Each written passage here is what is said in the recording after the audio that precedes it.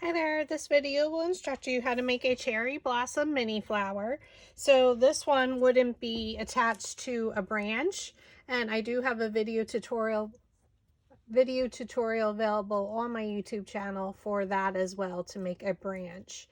So this one can be stemmed or non-stemmed, and we're going to go ahead and get started. We're going to make the larger one, so you're going to cut all your petals according to the instruction document.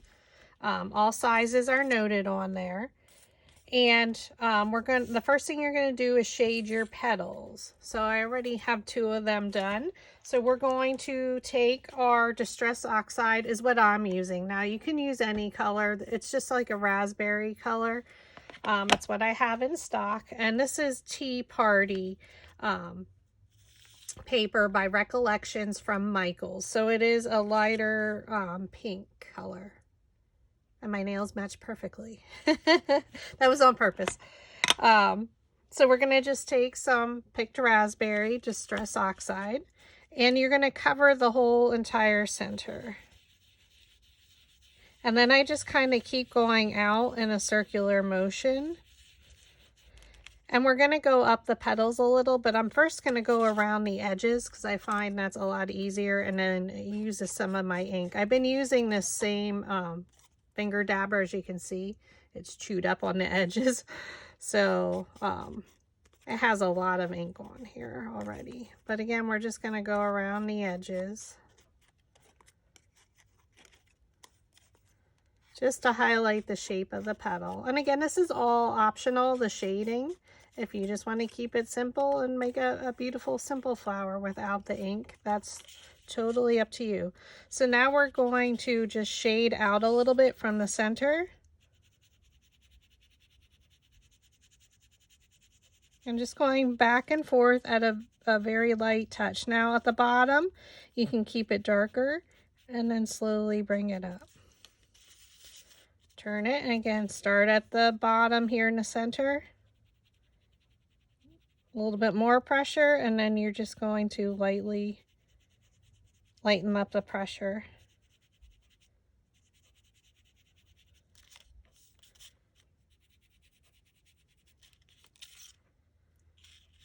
Okay, and again,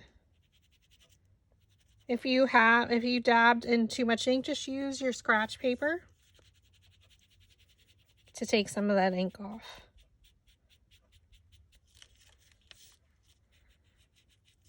Now you can go back and we can add some after we style it a little bit. Darker at the bottom, so I'm pressing a little bit harder, and then you can go lighter.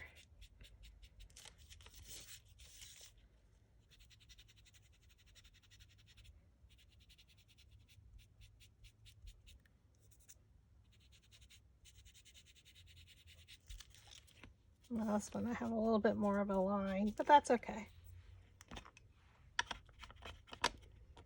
Okay, so then the next thing you want to do is take your flower shaping mat. So it's a soft foam mat. You're going to take an embossing stylus, okay? So this one is from Dollar Tree. I'm going to take the little bit wider end, and I'm going to draw lines almost like the shape of a seashell. So coming in towards the center. So now if you don't like these lines on here, what you can do is shade after you do the lines, so then you won't see them as much. But I like seeing the texture myself. So again, if you didn't like those lines on there from the inking, you can first style it and then add your ink after you're done. So again, draw your lines towards the center, almost like a seashell. So it's fanning out from that center point.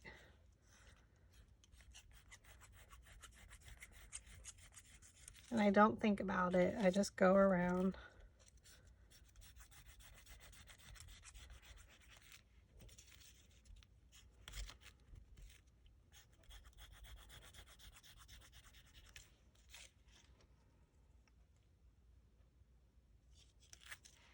Okay, then we're going to go over it with a larger metal ball stylus, and we're really going to emboss those lines in there and shape those petals. So I'm just coloring back and forth. on my flower shaping mat. If you are in need of any of the flower tools that I'm using today, I do offer the flower shaping mat in my Etsy shop, as well as a set of metal ball stylus tools. I do not provide this tool. This one is available at your local Dollar Tree. Okay, now if you wanted to, you can go back over some of your lines, your shading, excuse me. Totally optional. Sometimes I do, sometimes I don't. Depending. But oh, she is so pretty. So I already did that with all my other 3 petals. So it's just 3 petals to make this. 2 of the same, and then a 1/2 inch less in width for the other petal. Now I am using a brighter green, so I am going to add a little bit of Distress Oxide just to calm that one down, which I forgot to do on one of my small ones. Just because I'm using up some of my colors that I have. So I'm going to use a little bit of peeled paint. So a lot of these colors you see in most of my videos, just because I had them in my stash when I bought them, and they are colors that I like, a more olivey, and I love raspberry color. So I'm just going over this brighter green just because I used it, because I had scraps left over. So that's what you can always do. You add a little bit of color to change the brightness of a paper, a little bit of shading to it. So it did change the color quite dramatically. It's hard to see on camera, but it definitely did change it.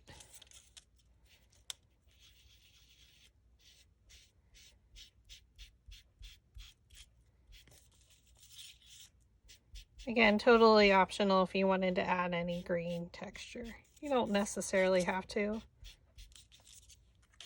Again, I'm just calming down my color green that I used. And we're using 2 of them because we're going to use one in the center and one as the sepal.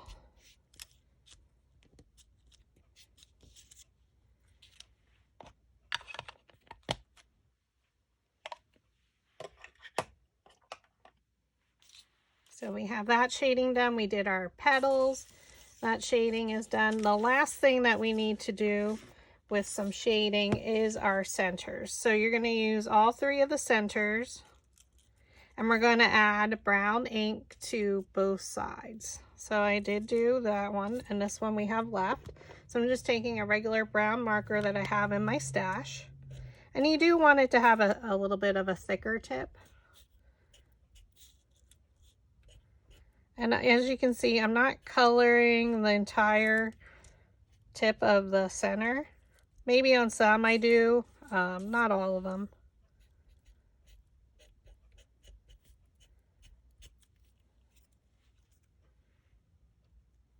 Flip it over and do the exact same thing on the back.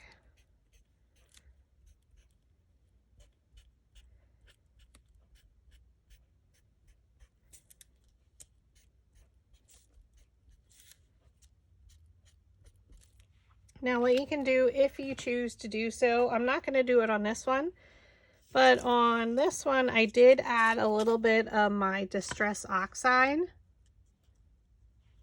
and covered the tips of my center. So it definitely dulled it, but you don't have to do that, and I won't do it on this one. So I'm just going to stack all 3 even though they're all different. We're going to take our bone folder, and I'm just going to curl them very gently. You do want to use the premium fine cut blade and a clean mat when you're cutting these centers, for sure.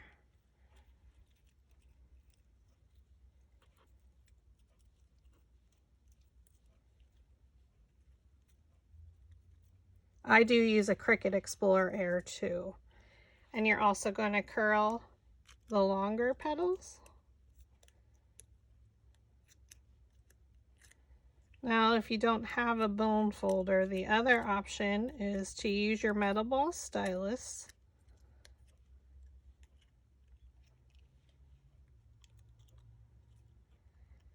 This one's going to be in our center, so I'm curling it a lot. The other option is to take your flower shaping mat and your metal ball stylus tool and just run it through. Pull the petal towards you so it's lifting that petal or that part of the center or sepal in this case. Now this one we don't need super curled because this will be on the back. Oops. But you can see it stemmed it. It rolled it up, sorry. Getting my words confused. All right, so now we're going to take our dowel rod. So this dowel rod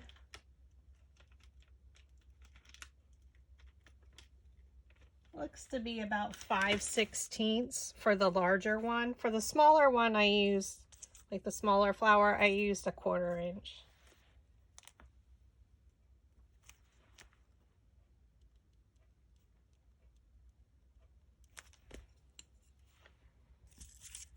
And I'm going to take the two, stack them, place the dowel rod down in the middle of the petal, thumb on top, index finger underneath, pinch and roll.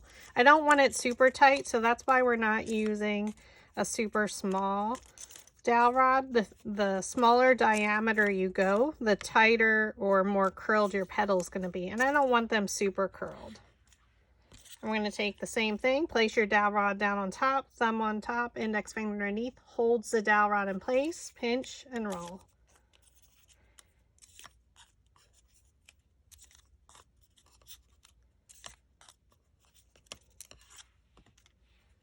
Okay. Take our two larger ones, place them on our flower shaping mat. I'm going to flatten the bottom one slightly. We're only going to roll that just a little bit with the larger metal ball stylus. I'm going to flip it over and use the other end, and we're going to roll that center. So we want to lift those petals. The bottom one we don't want to so much because that is our bottom layer, and depending on our project, we don't want them, we need it flat. So come straight down from the top and place that petal right in between the petals of layer 1. Should lay perfectly in there. Okay. Take your smaller petal, the third layer, we're going to roll that center. You can pull the petal down towards the center and that lifts the petals up.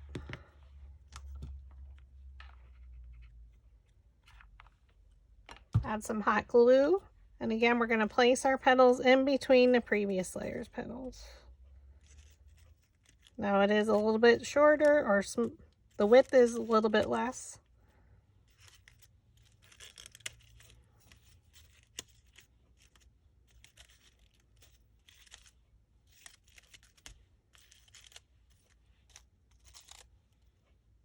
She's a beauty. Okay.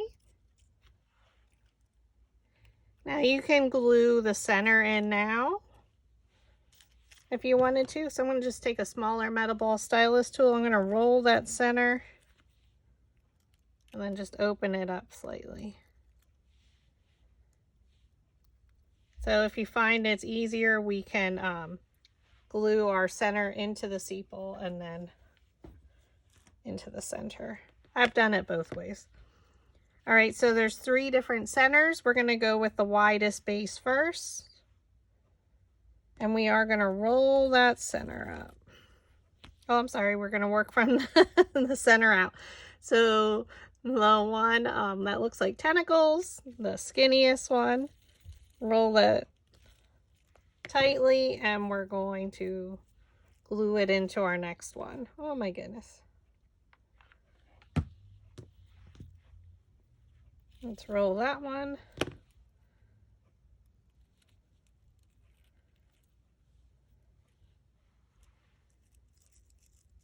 pull it up to the top, fold it up, add a little bit of hot glue, and we're going to glue it into this last one.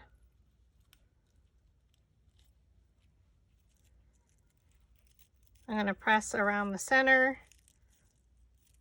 to make them fold in towards the center.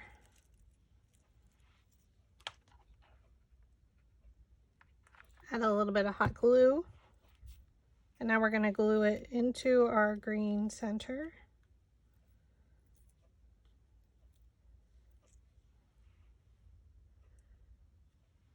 Okay. Add your hot glue.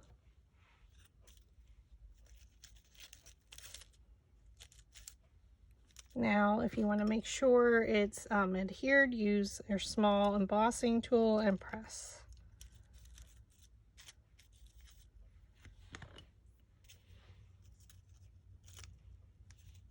Okay, and now I'm going to open that up a little because we don't need it super curled. Add a little bit of glue. Now we aren't stemming this one. I do have a stemming video. If you were, you would pierce a hole in there.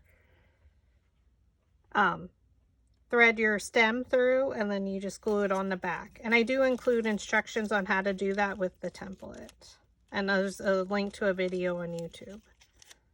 I don't stem mine until I know what I'm doing with the petal. And there you have it. Now for the leaf, all you need to do that comes with the template is I use my embossing tool again. I draw a line down the center, and then I do lines towards the center. And then you can see it really embosses the leaf. Now these I did add some color to, and then I like to bend it. And that's all you need to do. I did, again, like I said, I did add a little bit of Distress Oxide. And there you have a cherry blossom mini flower. Thank you for watching.